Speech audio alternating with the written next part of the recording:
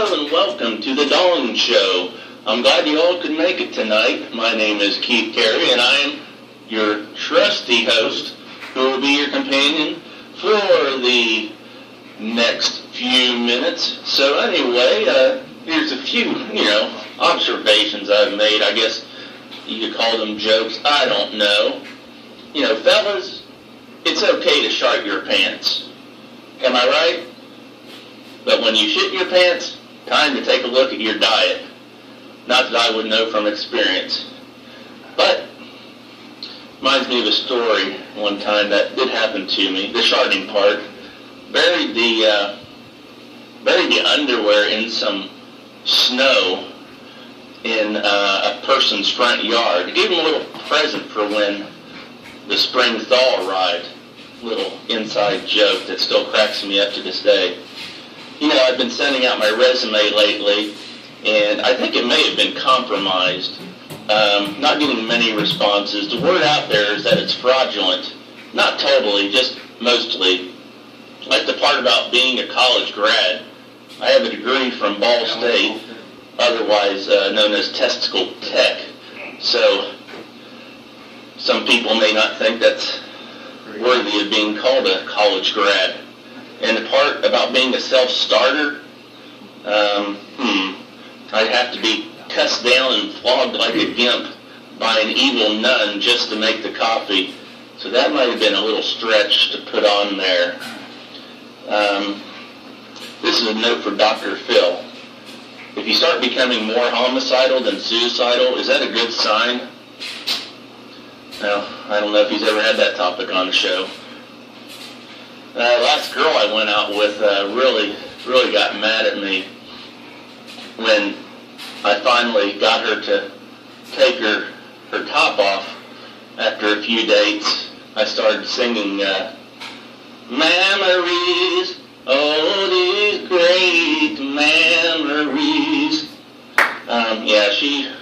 She can see the humor in that. Some observations, over the years I've made that really have no answer, or maybe they do. Do cows drink milk? Do chickens eat wings? And do pigs eat bacon?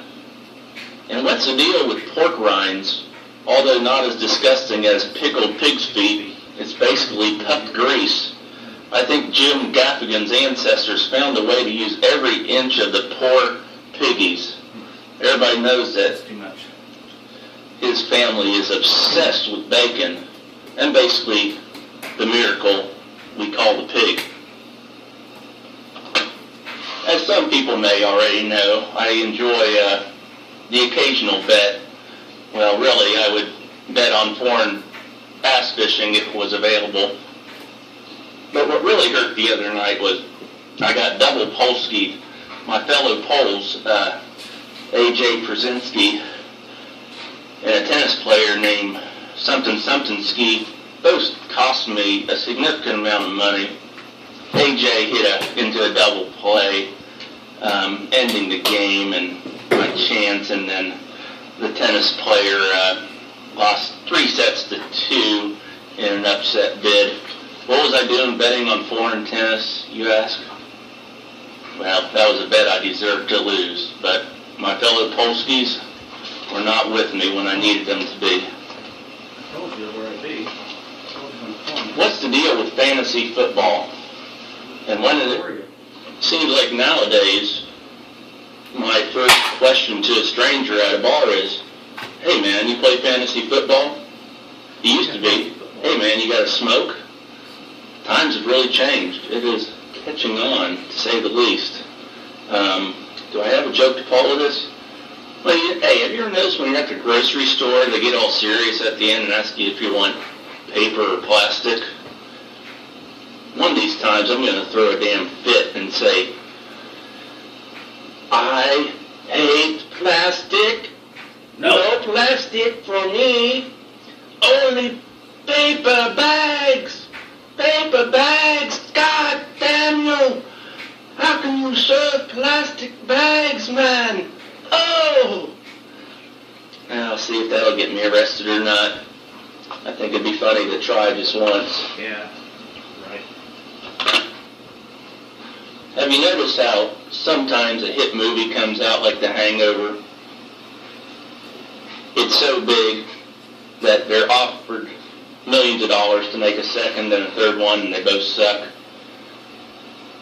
Well, that's happened with a certain band that I have despised for years. They had one good song in 1993, and someone paid them to torture us on the radio the next 15 years. That band is Green Day. Freaking Canadians. They sound like Fran Drescher singing about political shit that is composed of 3 chords and 3 rotten Canadians. I find it really offensive that their lead man named himself Billy Joe. This is the most American redneck name, yet they release an album called American Idiot, which was probably mostly paid for and bought by Americans. They are the second coming of Bryan Adams, who had a whole lot more heart and talent and decent music. But old Bryan Adams, he did get a little sappy with the worst song ever put on the radio, and that was called Everything I Do It For You. Ugh. Except for one great band in Canada called Metric, you can keep your music north of the border, people. And I mean it. I mean it. And since I'm playing my good buddy Solly in my fantasy football league, my team is going to stack 4 in the box, which ironically is Solly's Saturday night plan. Get it? 4 in the box? Well, as long as she's over 200 pounds, you've got your 2 requirements for a happy ending. Alright, Solly, I'm coming for you. It's going to get ugly. I was thinking the other day about the most embarrassing place or situation to die. What would you say it is? Yeah. Oh yeah, it's up there. Alright, people. You're giving me a challenge. I mean, up there would definitely be running into a tree while skiing, like Sonny Bono did, or possibly having a heart attack in your whackatorium while watching certain X-rated films. That would be a funny police report. Maybe suffocating yourself like old Michael Hutchins, you know, the auto asphyxiation, eroticism, whatever in the hell that was. I'm sure that's happened more than a dozen times in the past year. But I'd say if they're above all, unless you're over 65, would have to be croaking while on the crapper. Elvis did it. And that wasn't cool. Elvis, he was fat out, Elvis, by then, and on all kinds of pills and uppers and downers, shrooms, who the hell knows.